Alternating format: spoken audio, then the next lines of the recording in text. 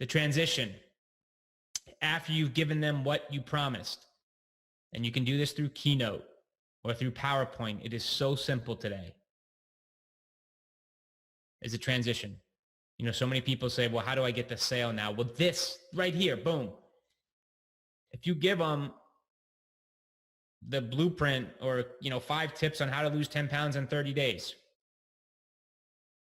after you've given the 5 tips, let me ask you a question. That's what you say. Let me ask you a question. Would you like our help to get X benefit starting? Would you want me to help me and my team and our 10 years of expertise in our company? Do you want our result? Do you want our help to get X result starting today? Would you like it? Do you want my help? That is the exact question.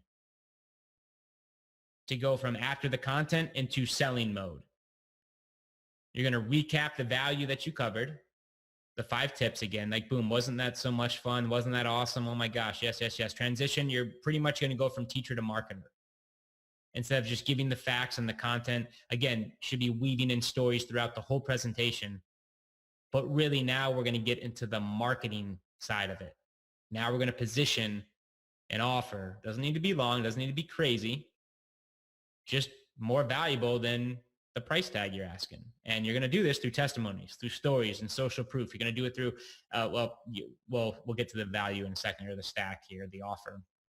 But right now we start to literally transition with the question and show that there have been some other people, and it might not be people you work directly with. Maybe you don't have that luxury yet, but there are definitely people within your company or organization that have had a testimony. I mean, obviously you want to ask permission to use that testimony, but that you can start sprinkling in some people who have maybe used that supplement to help them lose those 10 pounds in 30 days so they can get their bikini body by summer.